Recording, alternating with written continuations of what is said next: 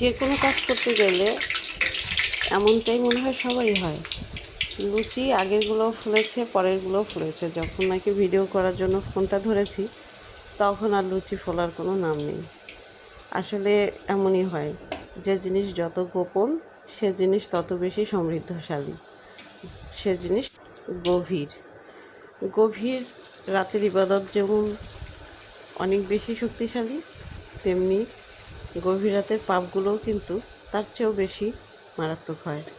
তাই আমরা সবসময় নিজেদেরকে পজিটিভ ভাবনার মধ্যে রাখার চেষ্টা করব, এবং আমাদের যে আমলগুলো আছে বা আমরা যে কাজগুলো করতে স্বাচ্ছন্দ্য বোধ করি সেগুলো না দেখিয়ে করার চেষ্টা করব ইনশাআল্লাহ।